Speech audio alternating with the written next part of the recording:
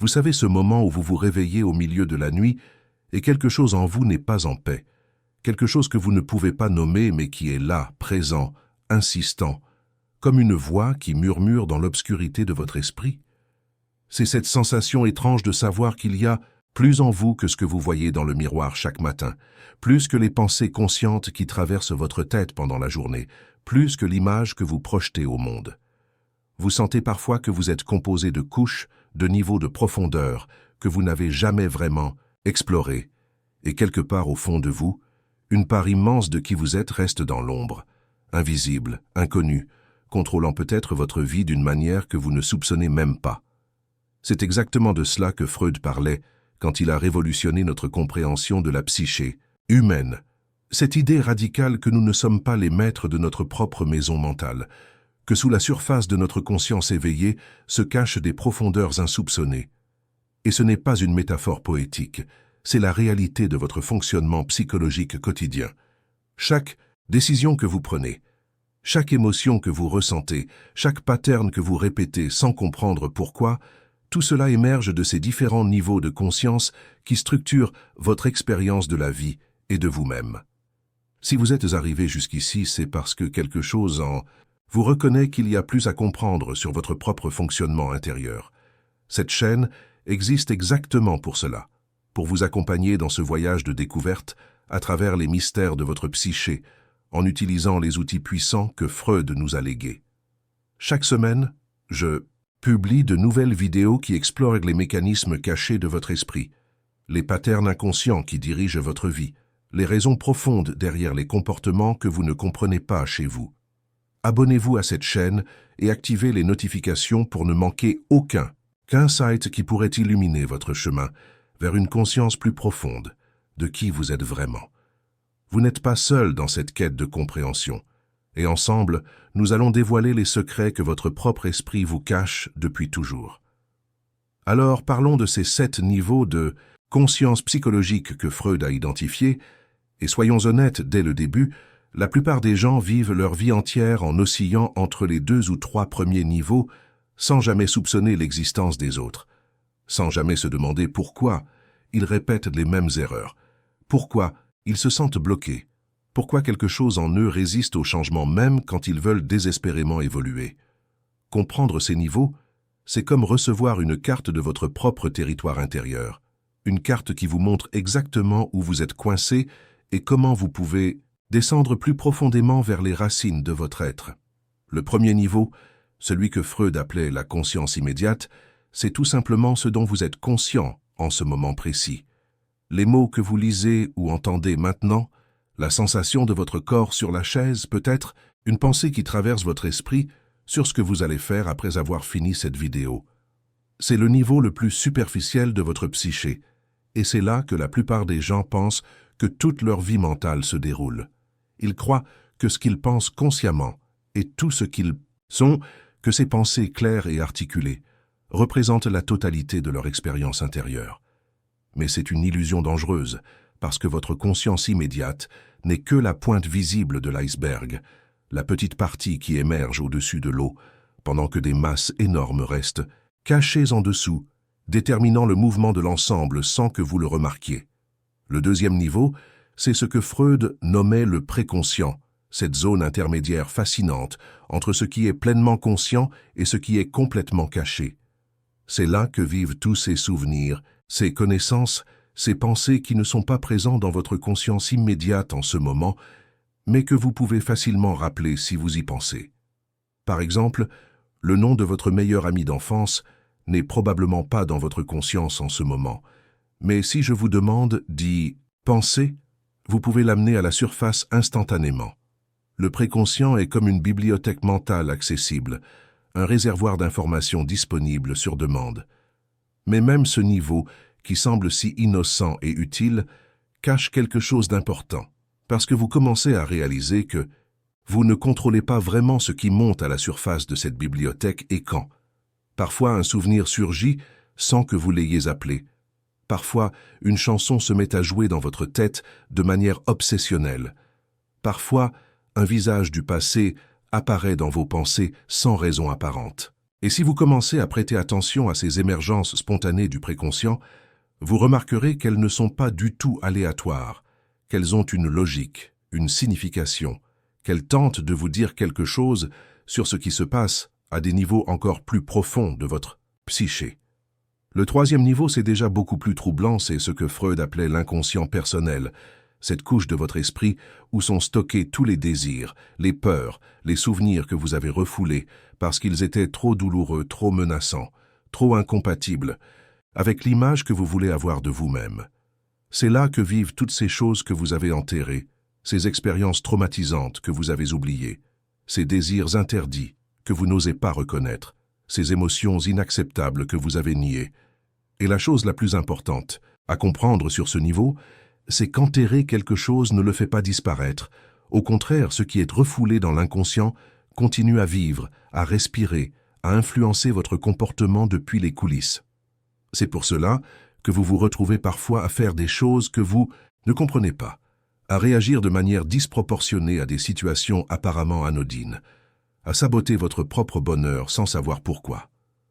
Votre inconscient personnel est comme un jardin secret où poussent toutes les parties de vous que vous avez rejetées. Et ces parties ne restent pas tranquilles.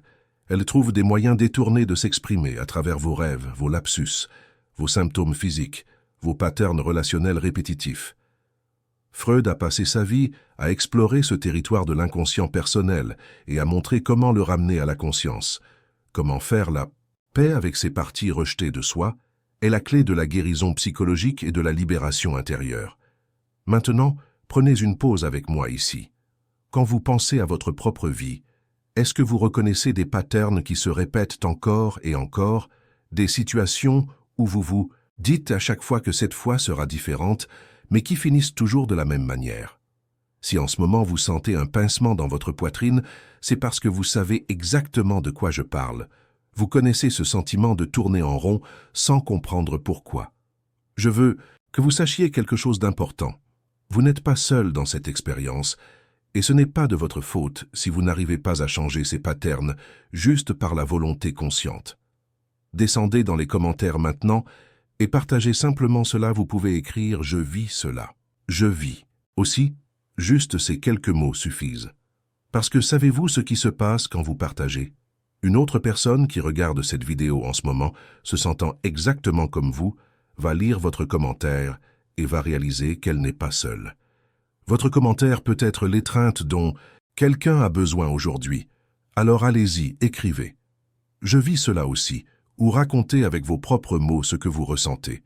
Cet espace est sûr, et chaque voix compte. Le quatrième niveau nous emmène encore plus profondément dans ce que Freud identifiait comme la couche des complexes psychologiques, ces structures organisées de l'inconscient qui regroupent des émotions, des souvenirs et des croyances autour de thèmes centraux de votre vie. Le plus célèbre est bien sûr le complexe d'Œdipe, mais il existe d'innombrables autres complexes qui structurent votre expérience.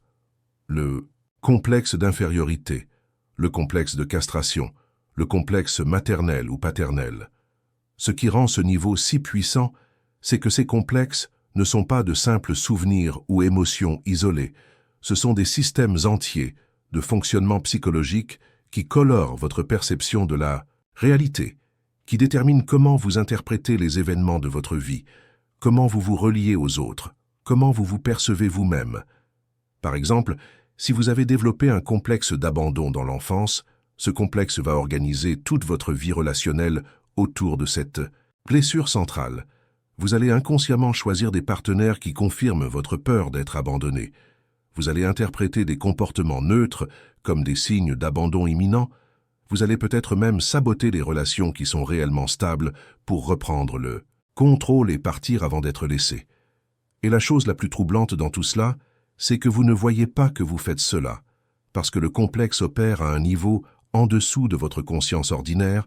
Il filtre votre perception du monde de manière invisible, créant une réalité qui semble objective, mais qui est en fait profondément subjective et teintée par vos blessures non résolues. Le cinquième niveau, celui que Freud découvrait progressivement vers la fin de sa vie, concerne les pulsions fondamentales qui animent la psyché humaine, ce qu'il appelait Eros et Thanatos, la pulsion de vie et la pulsion de mort. C'est ici que nous touchons aux forces les plus primordiales de votre être, les énergies qui sont à la base de tous vos désirs, de toutes vos actions, de tout votre mouvement dans la vie. Eros est cette force qui vous pousse vers la connexion, l'amour, la création, l'expansion, tout ce qui unifie et construit. Thanatos est cette force opposée qui vous attire vers la destruction, la dissolution, le retour à l'inorganique, tout ce qui sépare et détruit. Et avant que vous pensiez que Thanatos est simplement mauvais et qu'Eros est simplement bon, comprenez que ces deux forces sont nécessaires, qu'elles travaillent ensemble dans une danse complexe qui crée le mouvement de votre vie. Thanatos n'est pas seulement l'autodestruction évidente, c'est aussi la capacité de laisser mourir ce qui doit mourir en vous, de détruire les vieilles structures qui vous limitent, de mettre fin à ce qui ne vous sert plus. Le problème commence quand ces forces sont déséquilibrées, quand Thanatos prend le dessus et se manifeste comme une compulsion à l'autodestruction, à la répétition compulsive de situations douloureuses, à un sabotage systématique de tout ce qui est bon dans votre vie. Ou quand Eros devient excessif et se transforme en une fusion pathologique, en une perte de limite, en une incapacité à dire non ou à protéger votre propre intégrité. À ce 5e niveau de conscience, vous commencez à percevoir ces courants profonds qui animent votre psyché, et vous pouvez commencer à travailler avec eux de manière plus consciente, plutôt que d'être simplement emporté par leur marée. Le 6e niveau nous amène à quelque chose que Freud n'a jamais complètement articulé, mais qu'il a certainement pressenti. C'est la couche de ce qu'on pourrait appeler l'inconscient transpersonnel ou spirituel, cette dimension de votre psyché qui transcende votre histoire personnelle et vous connecte à quelque chose de plus vaste. C'est ici que les expériences mystiques trouvent leur origine, c'est ici que vous touchez parfois à des vérités qui semblent venir d'au-delà de votre propre esprit limité. C'est ici que vous expérimentez des moments de connexion profonde avec l'univers, avec les autres êtres humains, avec quelque chose de sacré que vous ne pouvez pas tout à fait nommer. Freud, lui-même, était profondément sceptique envers la religion organisée et la spiritualité, qu'il voyait comme une régression vers un besoin infantile de protection parentale projeté sur un Dieu imaginaire. Mais en même temps, dans ses derniers écrits, il reconnaissait l'existence de ce qu'il appelait le sentiment océanique, cette expérience de dissolution des frontières du moi et de fusion avec quelque chose de beaucoup plus grand, et que vous appeliez cela l'inconscient collectif, la conscience cosmique, l'âme ou simplement les couches les plus profondes de votre être. Il y a quelque chose en vous qui dépasse votre identité personnelle, quelque chose qui vous connecte à toute l'humanité et à la vie elle-même. Accéder à ce niveau ne signifie pas abandonner votre individualité ou nier votre psychologie personnelle. Au contraire, c'est en intégrant tous les niveaux précédents, en faisant la paix avec votre inconscient personnel, en comprenant vos complexes, en équilibrant vos pulsions, que vous pouvez vraiment vous ouvrir à cette dimension transpersonnelle sans vous y perdre, sans l'utiliser comme une échappatoire spirituelle, pour éviter de faire face à vos problèmes psychologiques concrets. Et maintenant, nous arrivons au 7e niveau, le plus mystérieux et le plus difficile à décrire, c'est ce que nous pourrions appeler la conscience pure ou l'observateur silencieux, cette partie de vous qui est capable de prendre conscience de tous les autres niveaux, qui peut observer vos pensées sans être ces pensées, qui peut voir vos émotions sans être submergé par elles, qui peut reconnaître vos complexes et vos pulsions sans s'identifier à eux. C'est la conscience qui lit ces mots en ce moment et qui sait qu'elle lit. C'est cette présence témoin qui est toujours là, en arrière-plan de toute votre expérience, stable et immuable même quand tout le reste de votre psyché est en mouvement et en transformation.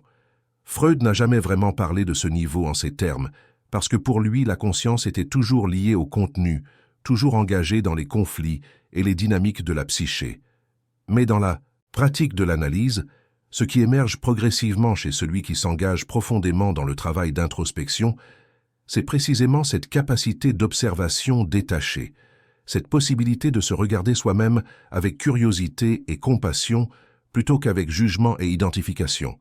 C'est comme si vous développiez un œil intérieur qui peut voir tous les drames de votre psyché se dérouler sans être complètement pris dedans. Et c'est de cette position que la véritable transformation devient possible. parce que tant que vous êtes complètement identifié à vos pensées, à vos émotions, à vos complexes, vous ne pouvez pas les changer, vous êtes eux. Mais quand vous pouvez prendre du recul et les observer, quand vous pouvez dire « je remarque que je pense ceci » ou « je remarque que je ressens cela » plutôt que « je suis ceci » ou « je suis cela », vous créez un espace de liberté, un espace où le changement devient possible parce que vous n'êtes plus prisonnier de votre propre fonctionnement automatique.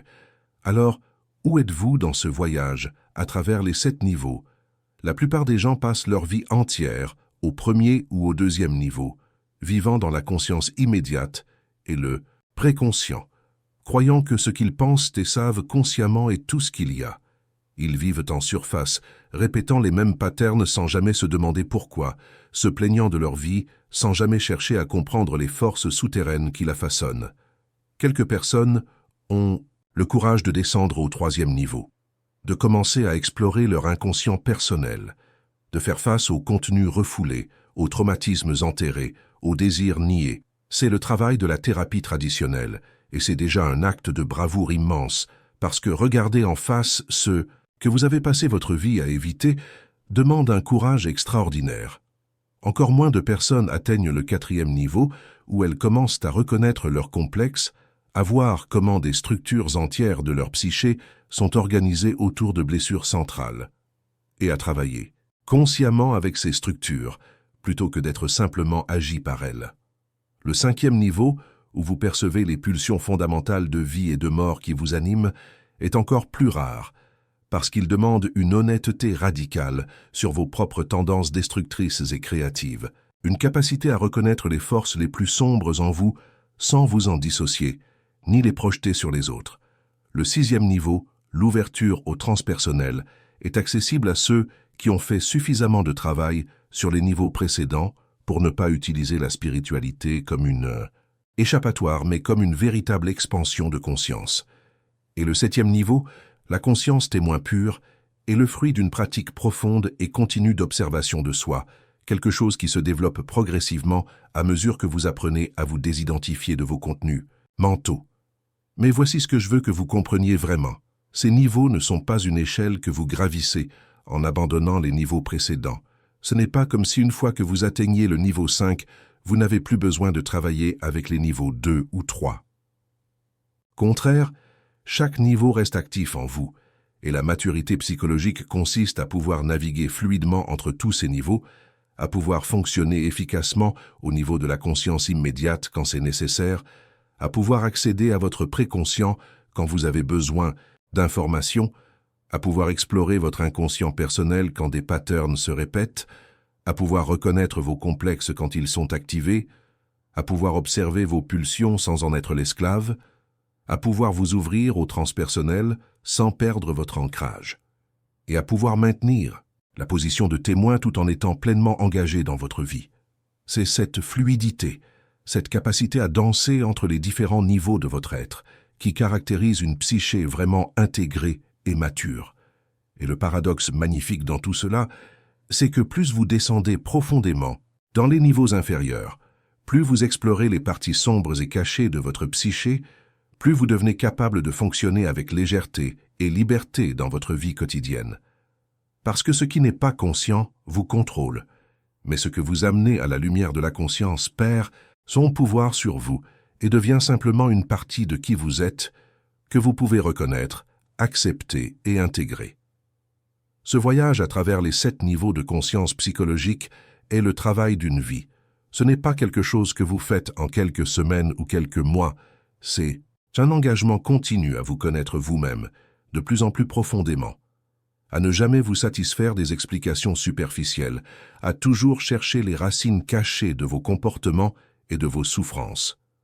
Freud a passé des décennies à développer la psychanalyse comme une méthode pour explorer ses profondeurs, et même s'il ne l'a jamais formulée exactement comme ces 7 niveaux, toute sa théorie et sa pratique pointent vers cette compréhension que nous sommes des êtres stratifiés, composés de multiples couches de conscience et d'inconscience qui interagissent de manière complexes et fascinantes.